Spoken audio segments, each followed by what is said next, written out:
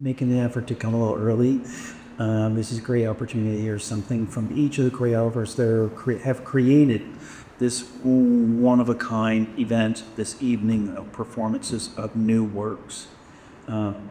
So I'm going to dive right in because there's always never enough time, especially for this one, because there's so many incredible creative voices in the room. So Elia, since you're right there next to me, this is your first opportunity to create for us here at Kansas City Ballet. Maybe you could tell everybody a little bit about like your history of choreography, because I know you created some things in your previous company you were in, and what it's been like to create on your colleagues here, and what your work is maybe about a little bit. So my choreographic history, as far as I can remember, it started when I was like 11 or 12. I approached my teacher during ballet class and I was like, hey, I want to make my own version of the sugar plum variation. And I just had all my female classmates do it because why not? And from there, I just like kept being so interested in what can you make? Like what is possible to do in ways that hasn't really been done before. When I got to Houston, I started training there. I was exposed to so much performance, and it like hit me like a truck. And I was so wowed by what is possible, both classically and in terms of contemporary. And during COVID, I made a video piece titled "Time," just kind of going over the discourse at the time of the Black Lives Matter movement, highlighting that, and then I'm not back in Curson, and I was asked to make a piece, and then I wanted to make another classical pas de deux, so I've been going at it for a long time. And so when I came here to Kansas City, and as soon as I took class at the main company for the first time, I was like, I gotta make something. There's a lot of talented dancers here, and the fact that there is an entire rep in the season dedicated to people making choreography, I was like, I have to jump on this. And so I love listening to classical music, Baroque music specifically. And I landed on Vivaldi and just going through all of his viola and cello concertos and sonatas.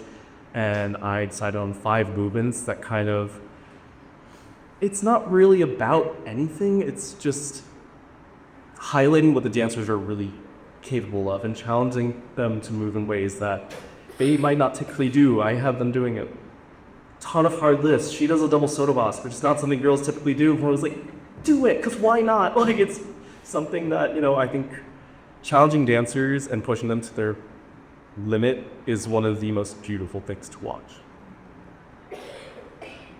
Cute. 11, you said? Was your first time? That's cool. Yeah, choreography isn't exactly just an overnight event most of the time. It's something that kind of stirs inside you, and when you begin, you take those first steps and create those first steps and discover, wow, that's kind of interesting. And it's not for everybody, okay, but for these individuals, it certainly is. So it's really kind of cool to see the work come to life. And boy, he wanted to rehearse so early in the season. He kept asking me, who's going to be in my work? Who's going to be in my work? I'm like, give me a second. 3 days later, who's going to be over? It's like, finally, I told him it wasn't. He just went to town, like every minute he could. It was really kind of exciting to see that happen for you. Harris Mingard is our rehearsal director for Peter Chu's work, which is an interesting experience. Peter Chu's work, we had the chance to do it outside the city at Johnson County Community College New Dance Partners back in late September. And it's a really beautiful work, and one that I really felt needed to happen again soon because of the cast and the dynamic within the cast. And Parrish has been involved in it from square one with Peter Chu, who's a very well-known choreographer. And I asked him to share Peter's not with us, of course. He's in Europe or reading another work somewhere. But he was in contact with Peter quite a lot through this process of having it brought to life here, Bella Bowler Center. It's unique, the experience, and I asked him to maybe share a little bit about how Peter approaches his choreographic journey for the work that he did with us. Yeah, it's very interesting being in my position as a rehearsal director, because it's kind of incredible to see how differently everybody choreographs, their methods, the way they look at it. It's interesting to me, and it makes me as a choreographer think of different ways of choreograph. But with Peter, two of these dancers are in it, and the process was quite amazing because it all started about community and togetherness, breathing together, moving together. There are no counts in this ballet, not one. It's about being together, moving together, feeling each other. And there's not so much a story, it's about things lost in your head that we're trying to get out. So there are very emotional moments there, dramatic moments, but it's not a performance kind of situation, it's more physical. And he really taught all the dancers how to move in a different way physically. It's not balletic. He always talks about, this sounds weird, but moving your organs inside your body. And it's an interesting dynamic to think about because it actually does make you move differently. Because dancers are ballet dancers. We're taught up, pulled up, turned out, clean, and it's totally opposite. What's down? He always was saying, use your inners. I don't want to see just arms and stuff like that. So, I think that the piece is incredible because of the dancers and artists that make it stay alive in a different way, but it still gets better. It's hard to explain because in the beginning it was so foreign to their bodies and my body. It took a while for us to get it, but he's very intense. And once you have it, you have. It doesn't leave your body. Paris, I wanted to ask you guys talked about, and I talked to some of the other dancers, about how you started rehearsals. Like it wasn't like, okay, let's try these steps. There was something before he actually started choreographing.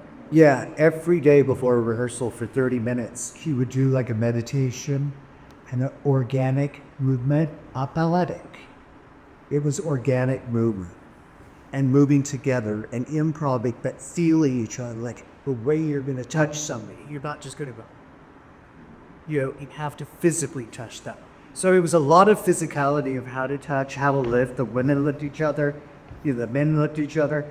It's up just very much a physicality of togetherness as a group, which is special. Yeah, no, it's wonderful to see, and I feel like a lot of that's happening in all the casts for movies, that there is a unique sort of bond that occurs between the artists that are performing on stage and how it comes to life and blooms and becomes this incredible creation. And I love to see that. I mean, that's the power and a testament to the dancers of Kansas City Ballet, their commitment to movement, and to the choreographers that they are being a part, collaborating with. Here's Works is one of those examples of that, which thrilled is being able to be seen again quickly. I did want to ask Cameron. Cameron didn't choreograph a work. He was going to choreograph a work, and he had a little injury that has taken him out for a while. But he and I talked about, are you going to choreograph that piece? Unfortunately, he's in a boot and didn't feel like choreographing was really a good idea at this moment. So I asked him, well, would you like to still be in the performance? And he kind of looked at me like, and I said, how about you play a work? Because he is a fairly accomplished pianist, very multi-talented, and he jumped at that. He was really excited about that. So maybe you could share a little bit about what that's been like. Thanks, Dan. Yeah, I tore my Achilles tendon in September, which is a drag. But it's fixed now. I will be back sooner rather than later or flick. But in the meantime, I'm feeling all of the things that a dancer, I think it's specifically a dancer feels when they're injured, because as much as it sucks to be in pain, it also sucks to not be on the team. Yeah, and you feel like you're on the bench and you're not participating. And so, first and foremost, thank you for challenging me, and thank you for indulging me, because I don't know if I'm an accomplished pianist, but I'm a good day. So hopefully, we'll see how that goes. But more than anything, it's just felt good to be challenged and to do something new that's scary, very scary, and invest wholly my mind now, not my body as much, into a piece of art that is like has been very transformative to me. So I'll tell a little bit about the piece too. It's a piece by Alexander Scriabin, who is a late Romantic composer, who's his second sonata, Fantasy, which is composed at the end of the 1800s. And what I love about him, like many dancers, I'm a sucker for a pretty piece of music, on piano especially. And it has all of that. But it also has what you'll see later in Scriabin's sort of milieu, which is challenges to that form and interesting uses of the piano uniquely. I think maybe for time's sake we won't go into sonata form, but there are 3 themes in the sonata that are in the exposition and then restated later. One of which is sort of dark and murky and becomes very explosive in the middle of the piece. He compared it to like a storm on the water. And then one of which is sort of meandering and flowing and beautiful and contemplative.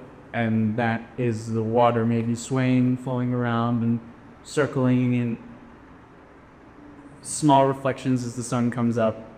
And in the restatement of the last theme, which happens twice, it's stated in the exposition, restated in recapitulation, it's the moon reflecting over the water and the feeling of full brisk boost and also brilliance in the moonlight.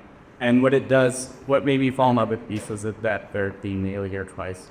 And if I push hold right buttons, you will hear this really unique ability of the piano, and specifically a really nice piano like this one, to it's something that Scriabin took from Chopin and that Rachmaninoff and Scriabin and Raphael really pulled out of the instrument that hadn't been done as much to the time, is that you can feel like the piano has 3 voices. Like there is a moving bass line sort of murmurs around and echoes these like really like big tones, these deep drones, and then this decorative ornamentation in the right hand.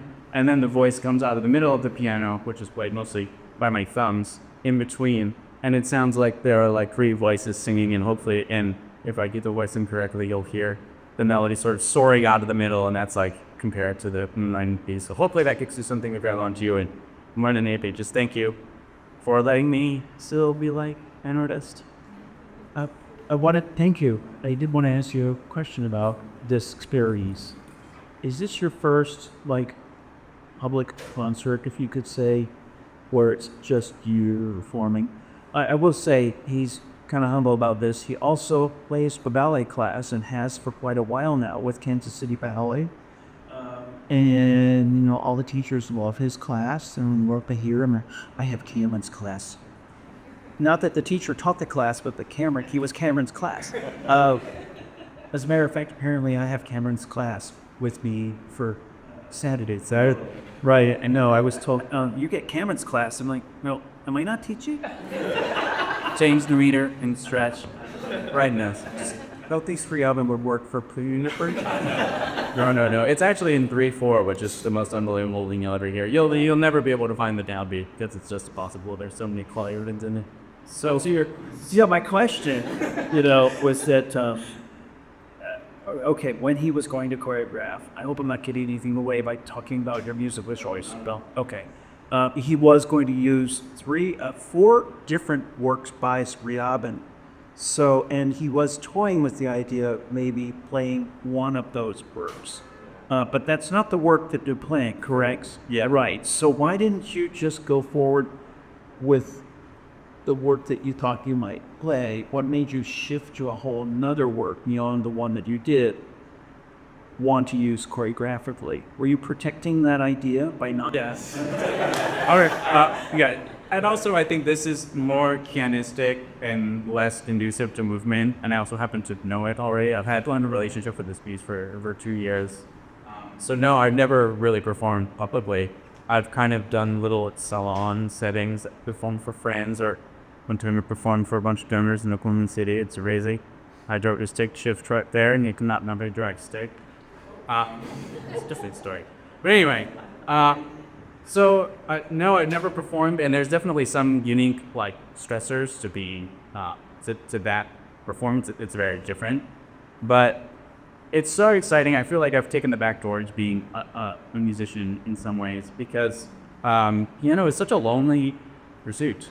Like I've been quite literally hundreds of hours into this specific piece, and it's only the first movement, and it's like a sort of a fun, indulgent, beautiful thing to like create. I feel like you're just like stirring your cauldron in your cold apartment, just like playing this one section over and over again, getting that one polyrhythm that like is really tricky. And oftentimes you never get to share it. Like even professionals, they'll teach and maybe they'll put it on recital, but very rarely like, dude, man, to share. And thank you. Brother. Yeah. Proving the quick, isn't that great? So Elaine, I'd love to ask you a little bit about your work. Elaine is a resident of the area, and it's really exciting. She has been communicating with me for a few years about having an interest in choreographing for us. Oh, okay, thank you. And I have seen her work in different settings other than Kansas City Ballet Company. She's worked on some work for our KCYB, Kansas EU Ballet, as well as for Cameron Thomas's summer project called Creative Intersections. Get a plug in there. So here we are, with Kansas City Ballet proper, and a large cast. Yes. With lovely costumes, by the way. Thank you. You'll love the costume. So what's this process been like? And what's the work like? What's it about, if there is anything? Yeah, the process has been such a beautiful journey of working with these balletic performers because I'm more accustomed to contemporary blinded dancers who that's more of what they study regularly. And so that has been such a joy to see this combination of their instincts with my prompts and my movement and how they react to that from the stories that they bring to that and what you can see in the magic that they are creating with movement. I was also so excited to get to have Opus 76 performing a live string quartet that will be performing each evening. And so in selecting the music months ago, I was really inspired by this Brahms string quartet number 2 in A minor. The first movement, it has so many different elements of peace and then chaos is what I heard in that. And sometimes that shifts very seamlessly, and sometimes it just feels like the floor gets stripped out from underneath you, and here you are, you have to pick up the pieces. And so in that, it inspired me to work with these 5 years of dancers, of men and women, and reflecting on their attachment and what they bring to how they react to one another based on where they've been in their past or how ready they are for that attachment and how they interpret each other. And eventually in the piece we find more peace, I think, through a connection as a unit. So I think I'm so grateful for the way that the dancers really brought themselves into the work and they've elevated the vision. So it's been wonderful. Thank you. It really is. I'm really excited this on the program. Thank you. And the fact that you're able to really work such a large cast, make it so seamless. Typically, Miller is a little bit on the smaller size for groups that perform within each piece. Other than our second cover, this might be, I don't remember work 10 people in, so it's quite exciting to see that kind of work. I'm a professional comedy dancers on stage shows. Care fun is free, and thank you. Okay, you two. Olivia and Amira asked if they could create a work together. So it's a fairly unique situation when you are actually, first of all, to create, then to create with someone else's opinions, and how you collaborate with a co-choreographer. Um, it can, it can be a rocky road, I would expect. And I'd love for you guys to share what this journey has been like for the two of you to create this work together. And first, why? Why would you choose to do it that way? How about that? Again, like I've asked everybody else, kind of like you give everybody an idea of what the work's about as best as possible without totally giving in all the way.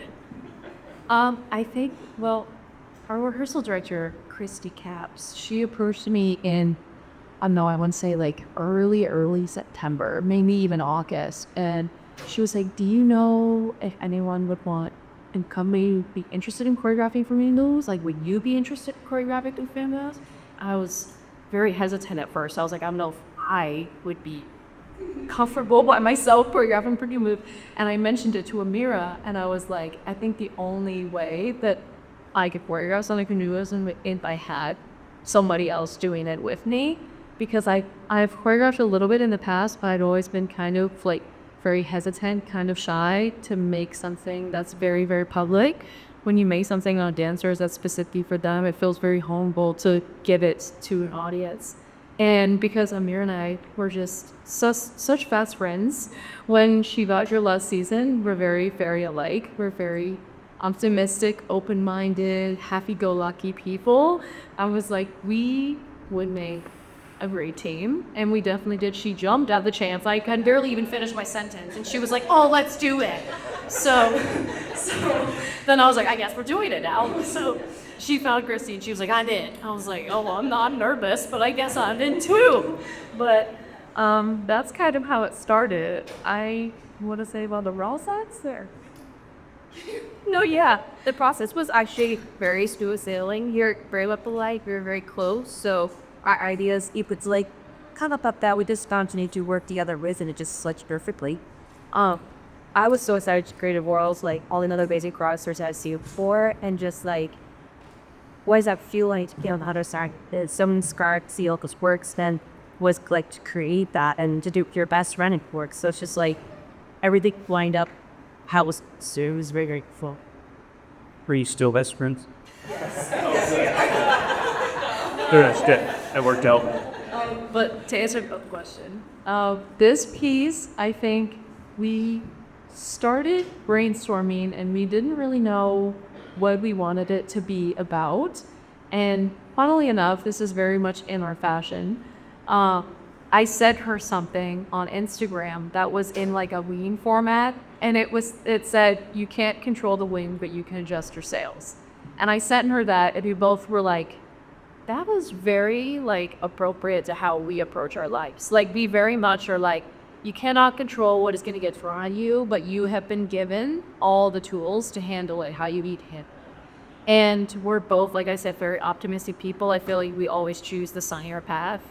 And that's kind of what we started with on this piece, was we wanted it to be about how people come into your lives when you don't expect them to, very much like our friendship. And, you know, it blossoms in your life, and it makes it brighter and it makes it better. And if you nurture those relationships in the right way, it can change your life, but if you change the lives of people around you, and it can make everybody's day a little sunnier and a little brighter. So I think our piece is very happy. It's very upbeat. The colors are bright, and it was important to us that the dancers too, we explained to them that we wanted it to be like very much a sense of community. Like, we're very bubbly people. So we were like, you know, we're serious in rehearsals, but like, we want you to have fun too. And I think that's the main thing we quote. Yeah, just like find the balance in that, like, I was so excited to be on that side of the studio, but also very nervous because it's like, with my colleagues, I spent time with them every day, and I'm like, do this, or let's try it in different direction this time. So it was very cool being able to do that and married with Olivia, and just the entire process was amazing. How were he, all the aesthetic things that came out, you were hard to, what's your outlook on like, can change that? What's not a little I want to ask you guys a question. I always am quite amazed at somebody who's willing to have a creative voice, but a little bit you have to die to yourself because you've got another creative voice sitting right next to you in the room. Mira, you kind of alluded to it by saying, like she'd say one way and you had another idea and you'd be like, oh, that's okay. But, at the end of the day, did you guys ever, or have you, quote unquote, put your foot down both? No, I really like it this way. This would be great to do it this way. Or did you always find a way to turn the compromise? Did you always find yourself compromised? I feel like in our process, we didn't experience much of that. There may be a few things, but honestly, I would see it be like, she's like, I want this in there. I was like, I love it. Go for it. It's a piece. Or same thing for me. So I feel like when it comes to my contemporary style, I'm very in the ground, very earthy, very heavy movements. I like it as more like the classical contemporary work and very fast and jazzy most things. So it's just really cool to see how our styles blended together. So Kind of complement each other in way, yeah? Yeah. No, it's that's kind of what we went into it. I was like, she was like, I think you should be in socks. And that was the first thing that made me nervous. because I mean, when she had suggested it to me in September, we hadn't performed Peter Schute's piece yet. And I still had a very I was just nervous about contemporary in socks because my training as a dancer was very, very balletic. I was always in pointe shoes, very rarely in socks. And I felt like new moves every season really challenged me to get into that other side of a movement. And, she was like, I think we should do it in socks. And I was like, you know what, Amira? Okay. I was like, if I'm gonna do something out of my comfort zone, I might as well do something out of my comfort zone. And then we performed Peter Chu's piece, and I can genuinely say that piece changed my outlook on movement completely as a dancer. It probably will be one of the most memorable moments of my entire career. Every time we get to perform that piece, I feel like I grow into a different dancer. And I really tried to bring that to this piece with her because she's already so fluid, just comfortable with that kind of movement. But I feel like it as a whole, it was a great choice that she was like, socks. And I was like, okay, socks. Because I feel like I've grown a lot about this, so it was good. Elliot's out there, he's proven in the socks.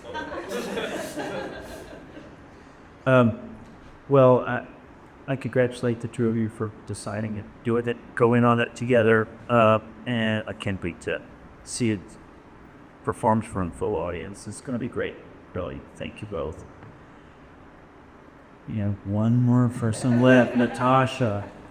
Here you go. I love you. Yeah. So this isn't Natasha's first time being with us. She was here last year. And we got to talking about coming back. But she wanted to do something quite different this time compared to her last time. One reason is because she actually knows us now, as opposed to last time she came in quite okay, who are all these dancers? What is Kansas City about? So she had some forethought this time coming into the process, which was really kind of interesting to see a very intense emotional type work that she created on only a couple, which a very interesting pair, by the way, is Blush. But I'm going to not do all the talking. I'm going to let Tasha share about this very fascinating work, which really adds a very interesting, unique dimension to your show. Yeah, no, I am so thankful to be back because I feel like, just like any relationship, the more time you spend somewhere, you learn things. You learn the ins and outs of a place. And I think last year was such a great sandbox moment for me of getting to work with some of these dancers and just get to explore movement and working with Opus 76. And I was so happy with the work last year. And then this year, I've been on a choreographic journey since I was here last year, creating a lot of work, being in a lot of different spaces, both creating stage shows and directing some films. And I think walking into this process, I was like, I really want to distill down what I want to say. What is the most efficient way to say what I need to say? And we started with day one, And I did not have a map of where we were going to end up. I just sort of had this overarching idea, texture. It's like hard to describe actually of like what I wanted to convey through this relationship, but I really felt like the dancers in the room were going to also help direct where we sent the energy. So the first day was really intense. And I just kind of put so much movement on them to the point where they were like chaotically trying to review things. And then I would be like, yeah, go back to that thing. And it was partly choreographic, but it was also partly psychological, because I wanted to see how they were going to solve the problems together and start to see them, you know, kind of push to their edge of like how much they can remember and who would become more outspoken in that situation or take the lead. And I wanted to see their dynamic as a couple and see how I could pull that apart during the process. Your costumes, we talked about the costume. It's I like it. I really do. I don't mean it. I mean, it's like I don't know. I didn't expect the costuming that she chose, and you said something about what inspired you for this costuming. So maybe they can look for that in your work. Like, oh, I get it. That, yeah, right. Couldn't be that. Yeah, I think, well, you guys can be in on this little secret, but it was kind of like if you were out partying all night in Paris and it's 4 a.m. and you go back to the house and you know, you got your sleeves rolled up and you're just like a little bit disheveled. That was sort of the inspiration. All right. Well, thank you for coming back and bringing your creative ideas to life. Natasha does a lot of different like Cameron. She's very multi-talented in the filmmaking as well as the composing. Of course, choreography. She still dances and performs sometimes. She actually, while she was here, collaborated with a hair influencers on her days off called Twin Sauce. They're going to be here tonight. Oh, great. They're coming. Good. So it's been fun just to get to know you a little bit better through this process. And hopefully the dancers got that much histories with the creative process. Yeah, I feel like we've grown really close. I mean, I felt like that with my cast last year too, is like, it's such an intimate process, and I think a really unique one is coming in and being like, yeah, make something that you maybe wouldn't make somewhere else, or there isn't really any restrictions or a theme. It's just like, let your imagination go wild. And, you know, this time I also added the challenge of composing the music. So what you're going to hear is a collaboration between me and another composer. And I was winging that one too. So we're building it in real time in the studio, which was, I think, fascinating. But yeah, it brought us really close. That's kind of a cool way to make music, is this is the feeling I've got. Let's make something that fits that, or vice versa. Well, I'm inspired. This is what we equal with, and that worked choreographic. You know, that give and take, which is kind of cool. So another dual collaboration like these two choreographing two composers together creates work. And I just say I was the ballet master of her Hayes. It was the most unique experience I ever had because she choreographs in cycles. There's no music. And then she'll come in with her computer and go, can we try this? And it works. And going. I mean, it's an incredible journey for every group of people because you had to pull something together physically, but not musically. Until literally last week. Oh yeah, I had music in mind, but I wanted the physicality between the dancers to be real and to feel the weight and feel the breath. And so I didn't want to give them musical impetus. I wanted them to find organic timing. And then I can sit there on my computer and ooch things in different directions. Cool. Thank you very much. There's one more work on the program, which is something I'm always excited to have happen, and that is the second company as an entire group do an original work as well. And this year we had the unique opportunity to have commission a choreographer not from here. And usually it's somebody either on staff. There's always that. But this time we had a gentleman, Duncan Cooper, who's pretty well known in that younger dancers sort of genre, who works a lot with pre-professionals that just from the cusp of professional careers. And he's done some work with professional dancers, but you knew he'd be a strong, awesome creator for a very, very large group. There's 22 dancers on stage. Dancing all at once. So Christopher, who is our second company manager, was the rehearsal director for that work. And it was a very intense process of, hey y'all Chris, of getting the work made. The work you're gonna see, I just want you to know, was made in 4.5 days. 22 people, 11 minutes, 4.5 days of pretty impressive. Very bold, big work, and maybe Chris, last minute, to join us to be able to just talk a little bit about what that process is like and how maybe you could share a little bit about, in our 8 minutes or so left, a little bit about if you saw a maturation, a maturity growth in the second company through the intensity of this requirement to create this work in such a very, very short time period. Certainly, actually, that was pretty much my one thought process walking up here, was to watch them grow through this process. The second company dancers are our younger professional group who is right at the end of their training journey and their cusp of becoming professionals, and watching them take on this new choreography and just eat it up alive and reciprocate the joy of dance. You could probably feel that in the rehearsal review with them as they were taking on this experience. They were giving back the joy of dance, and it was really an exceptional experience. I was listening to Paris say that about, that experience of the dog. It was a synergistic, amazing experience to be a part of. It really was. Part of the reason we have the second company learn a brand new piece for new moves is as we want piece for new moves, but it's part of their journey of becoming professional dancers. And I would say his experience for them was that in spades. Was just, and Duncan was, he just elicited all of this real human emotion from the inside of the steps that he was getting, and it was just great to watch that grow. It's 4 sections, completely different every single one, really entertaining. Then I give more award entry.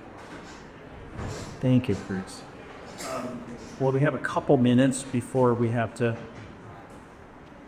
cut off, so choreographers can go say their last final words to their cast members. Are there any thoughts or questions that anybody might have before we head out? All right. You probably will have a lot more questions once you see everything, but only good comments, I'm sure. Well, I want to say thank you for coming early and having a chance to listen